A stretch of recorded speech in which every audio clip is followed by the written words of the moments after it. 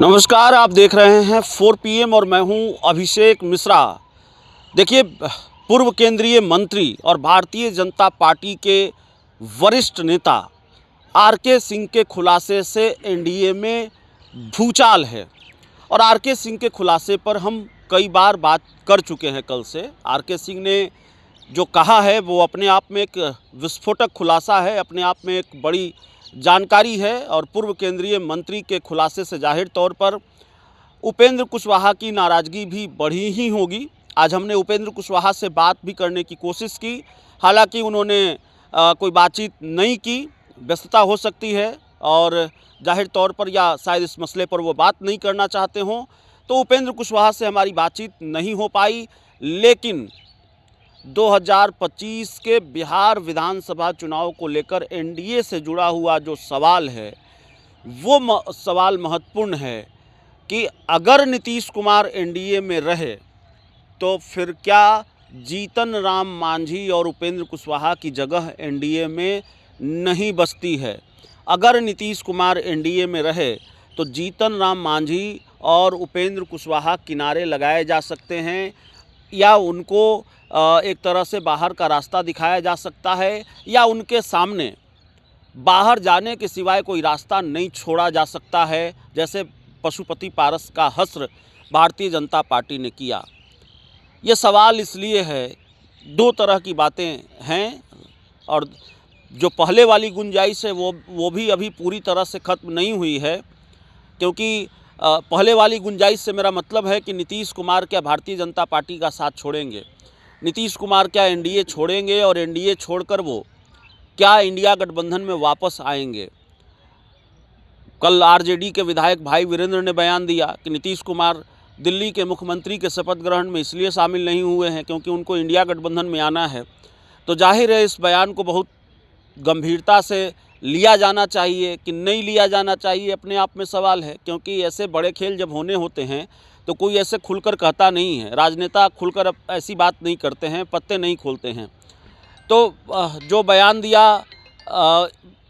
भाई वीरेंद्र ने वो आपने सुना, आपको आपके संज्ञान में होगी ये बात कि किस तरह से उन्होंने ये बात कही। और वाकई नीतीश कुमार कल दिल्ली के मुख्यमंत्री के शपथ ग्रहण समारोह में नहीं गए, एनडीए की बैठक में शामिल नहीं होते रहे हैं, और नीतीश कुमार जब दिल्ली जाते हैं तो भाजपा के बड़े नेताओं से नहीं मिलते हैं। क्या ये प्रेशर पॉलिटिक्स है? सीटों को लेकर, मुख्यमंत्री की कुर्सी को लेकर, और नीतीश कुमार क्या भारतीय जनता पार्टी के बड़े नेताओं मतलब मोदी शाह से ये ऐलान करवा कर ही मानेंगे कि आप बोलिए कि नीतीश कुमार यानी हम ही मुख्यमंत्री होंगे 2025 के बाद? क्या प्रेशर पॉलिटिक्स सीट बंटवारे को लेकर है कि 115-120 सीट चाहिए ही चाहिए? और इस पर तो हम कई बार बात कर चुके हैं। तो नीतीश कुमार जो रंग भारतीय जनता पार्टी को दिखा रहे हैं, नीतीश कुमार जो तेवर भारतीय जनता पार्टी को दिखा रहे हैं, और इसमें उनकी मदद लालू यादव कर रहे हैं, इसमें उनकी मदद आरजेडी की तरफ से आने वाले बयान कर रहे हैं। एक तरह से लालू यादव तो नीतीश कुमार की बार्गेनिंग पावर को बढ़ा ही रहे हैं, ये कहकर कि भाई हमारे लिए तो दरवाज़ा उनका खुला हुआ है, हम लोगों के रहते भारतीय जनता पार्टी बिहार में सरकार कैसे बना लेगी। ये तमाम सवाल हैं जिसकी चर्चा बिहार के राजनीतिक गलियारों में हो रही है। तो एक गुंजाइश ये है कि नीतीश कुमार हो सकता है कि फिर पाला बदल लें, 2025 का विधानसभा चुनाव वो इंडिया गठबंधन के साथ लड़े, जैसा कि आरजेडी ने पहले भी दावा किया है। जो दूसरी गुंजाइश है कि नीतीश कुमार एनडीए में ही रहें, नीतीश कुमार भारतीय जनता पार्टी के साथ मिलकर ही बिहार का विधानसभा चुनाव लड़ें, तो क्या 5 दलों की गुंजाइश बचती है एनडीए में? अगर नीतीश कुमार एनडीए के साथ रहेंगे और भारतीय जनता पार्टी किसी भी कीमत पर चिराग पासवान को नाराज़ नहीं करना चाहती, भारतीय जनता पार्टी किसी भी कीमत पर ये नहीं चाहेगी कि चिराग पासवान एनडीए से अलग हो जाएं, बाहर चले जाएं, तब क्या उपेंद्र कुशवाहा और जीतन राम मांझी की गुंजाइश एनडीए में बचती है? मैं अपनी राजनीतिक समझ के अनुसार बात कर रहा हूं, और दर्शकों को बिल्कुल ये हक है कि अपनी राय कमेंट बॉक्स में लिखें। आप हमारी समझ पर सवाल उठा सकते हैं, लेकिन अगर हम ये कह रहे हैं तो यूं ही नहीं कह रहे हैं। ये कई बार हुआ है एनडीए में, और अभी जो हिसाब किताब है, अभी जो गुना भाग है, उसको अगर आप बारीकी से समझने की कोशिश करेंगे तो आप यही पाएंगे 5 दलों की गुंजाइश एनडीए में नहीं बचती। इसलिए नहीं बचती कि भारतीय जनता पार्टी का सपना है कि बिहार में बीजेपी की बिहार में उसकी सरकार हो, या बिहार में वो उस स्थिति में रहे कि जब चाहे वो बिहार में सरकार बना ले, खेल करके, तोड़ फोड़ करके, यानी कि मुख्यमंत्री की कुर्सी उससे बहुत ज़्यादा दूर नहीं हो, संख्या बल उससे बहुत ज़्यादा दूर नहीं हो। तो भारतीय जनता पार्टी 50 ही सीटों पर चुनाव लड़ेगी ऐसा नहीं है। बीजेपी भी चाहेगी कि 110 सीटों पर चुनाव लड़े। और दूसरी तरफ नीतीश कुमार 115 से 120 सीट पर तो मान ही नहीं रहे, उससे कम पर मानेंगे ही नहीं। 115-120 सीट नीतीश कुमार को चाहिए। तो भाई नीतीश कुमार को गच्चा तो आप चुनाव के बाद देंगे। भारतीय जनता पार्टी को अगर खेल करना भी है, उसको अपना मुख्यमंत्री बनाना भी है, नीतीश कुमार को निपटाना भी है, तो कम से कम चुनाव के पहले तक तो आपको बर्दाश्त करना होगा नीतीश कुमार को। खेल तो आप शिंदे वाला खेल अगर करेंगे तो विधानसभा चुनाव नतीजों के बाद करेंगे, अगर आपके पास बहुमत हुआ, आप सरकार बनाने की स्थिति में हुए तब। लेकिन पहले तो आपको बर्दाश्त करना पड़ेगा, मतलब नीतीश कुमार की शर्त माननी पड़ेगी। और नीतीश कुमार अगर मोदी शाह से नहीं मिल रहे हैं, नीतीश कुमार जेपी नड्डा से नहीं मिल रहे हैं, भारतीय जनता पार्टी के शीर्ष नेताओं से उन्होंने लगातार दूरी बनाकर रखी है, तो एक तरह का बड़ा तगड़ा मैसेज है भारतीय जनता पार्टी के लिए कि हमको हल्के में मत लीजिए, और हम जो कहेंगे वो माननी पड़ेगी आपको। तो सीटों की डिमांड 115-20 है, तो जेडीयू को ही 115-20 चाहिए। अब उपेंद्र कुशवाहा के लिए क्या बचता है, जीतन राम मांझी के लिए क्या बचता है? बीजेपी को भी 100 सीटों पर चुनाव लड़ना है, चिराग पासवान को हर हाल में एनडीए में रखना है।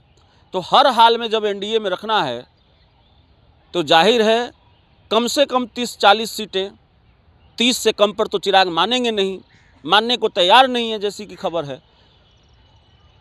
तो 10-15 सीटों पर मांझी और उपेंद्र कुशवाहा दोनों मान जाएंगे क्या? 5-5 सीटें, 7-7 सीटें अगर दोनों को दी जाएं तो उपेंद्र कुशवाहा और जीतन राम मांझी मान जाएंगे क्या? ये अपने आप में बड़ा सवाल है। उपेंद्र कुशवाहा ने पिछली बार चुनाव लड़ा था AIMIM के साथ गठबंधन करके, और कई ऐसी सीटें रहीं जहां अच्छे वोट मिले उनके उम्मीदवार को, 18,000, 25,000, 30,000। तो उपेंद्र कुशवाहा 5-7 सीटों को लेकर वो संतुष्ट हो जाएंगे। नाराज़गी पहले से है, काराकाट में उनके साथ खेल हुआ, और अब भारतीय जनता पार्टी के नेता ने ही खुलासा कर दिया है। जीतन राम मांझी तो कैबिनेट छोड़ने की धमकी दे रहे हैं, लेकिन क्या वो 5-7 सीटों पर मान जाएंगे, 4-5 सीटों पर मान जाएंगे? देखिए, जीतन राम मांझी के बारे में भारतीय जनता पार्टी को पता है कि इनके पास कोई मुफीद विकल्प नहीं है, और जीतन राम मांझी कुर्सी छोड़कर कहाँ जाएंगे? कैबिनेट में मंत्री हैं, मोदी सरकार में मंत्री हैं, तो जीतन राम मांझी की अपनी मजबूरियां हैं। जीतन राम मांझी के मुकाबले उपेंद्र कुशवाहा के पास विकल्प हैं। हालांकि उपेंद्र कुशवाहा भी जंगल राज कुछ ज़्यादा ही करते रहे हैं, लालू परिवार पर कुछ ज़्यादा ही हमलावर रहे हैं, तो वो विकल्प उनके पास मौजूद है कि नहीं है। लेकिन ऐसा तो होगा नहीं कि भारतीय जनता पार्टी चाहे जैसे ट्रीट करे, उपेंद्र कुशवाहा एनडीए में रहेंगे, भारतीय जनता पार्टी को जो मन में आए वो करे, 3-4 सीटें ही दे दें। आपने देखा लोकसभा चुनाव में एक ही सीट उनको मिली, वो भी हरवा दी गई बीजेपी के लोगों के द्वारा। तो तमाम तरीके के सवाल हैं, और इन सवालों के जवाब आने वाले दिनों में मिल सकते हैं। सबसे महत्वपूर्ण सवाल है कि क्या गुंजाइश बचती है उपेंद्र कुशवाहा और जीतन राम मांझी के लिए? मांझी मजबूरी में बीजेपी के साथ रह सकते हैं, लेकिन उपेंद्र कुशवाहा शायद एनडीए से बाहर चले जाए, या उनके सामने एनडीए से बाहर जाने के सिवाय कोई दूसरा रास्ता न छोड़ा जाए। क्योंकि चिराग पासवान को अगर रखना है एनडीए में, चिराग पासवान को एडजस्ट किए रखना है एनडीए में, उनकी डिमांड माननी है, तो फिर आपको उपेंद्र कुशवाहा और जीतन राम मांझी दोनों को नाराज़ करना पड़ेगा। ऐसी परिस्थिति नहीं बनती दिख रही है कि चिराग को भी 30 सीट दे दीजिए, नीतीश कुमार को भी 110 सीट दे दीजिए, आप भी 100 सीटों पर लड़ लीजिए, और मांझी और उपेंद्र कुशवाहा की उम्मीद भी पूरी हो जाए, उनकी डिमांड भी पूरी हो जाए, तो जाहिर है संकट है। और संकट उपेंद्र कुशवाहा पर है। उनको सामने वाले से नहीं लड़ना है, उपेंद्र कुशवाहा को अपने राजनीतिक दुश्मनों से नहीं लड़ना है, बल्कि साथ बैठे हुए दोस्तों से लड़ना है, जिनके साथ वो बैठे हुए हैं, जिनके साथ वो काम कर रहे हैं। एनडीए के लोगों से ही लड़ना है। खेल खुल चुका है, पैसा तक बहाया गया काराकाट में उनको हराने के लिए। तो एनडीए में अगर सबसे ज़्यादा चुनौती किसी की है, बड़ी चुनौती है, तो उपेंद्र कुशवाहा के सामने ही है। हालांकि उपेंद्र कुशवाहा ने अकेले ज़रूर चुनाव लड़ा 2020 का विधानसभा चुनाव, लेकिन एक तरह से उन्होंने खुद को साबित भी किया। अगर कई सीटों पर उनके अच्छे खासे वोट आए और 20,000, 30,000, 35,000 तक वोट आया, तो जाहिर तौर पर उन्होंने ये दिखाया कि वोट बैंक उनका उनके पास है। उपेंद्र कुशवाहा की पार्टी का यह दावा है कि लोकसभा चुनाव में अगर ये नहीं हो सका, वोट ट्रांसफ़र नहीं हो सके, तो नाराज़गी थी कुशवाहा वोटरों में। काराकाट में जो खेल हो रहा था उसका असर, उसका प्रतिकार दूसरी सीटों पर कुशवाहा वोटरों ने किया, जिसकी कीमत बीजेपी को चुकानी पड़ी। तो देखना है कि एनडीए में पांचों दल रहते हैं या नीतीश कुमार निकलते हैं, या फिर नीतीश कुमार अगर रहेंगे तो मांझी और उपेंद्र कुशवाहा दोनों निकलेंगे या उपेंद्र कुशवाहा निकलेंगे। पांचों सहयोगियों की जो वैकेंसी है या पांचों सहयोगियों की जगह फिलहाल एनडीए में मुझे नज़र नहीं आती है। अब चिराग पासवान के लिए भारतीय जनता पार्टी किसको कुर्बान करती है, या कहें कि नीतीश कुमार के लिए भारतीय जनता पार्टी किसको कुर्बान करती है, या नीतीश चिराग के लिए भारतीय जनता पार्टी किसको कुर्बान करती है, ये देखना बड़ा दिलचस्प होगा। बहुत बहुत धन्यवाद।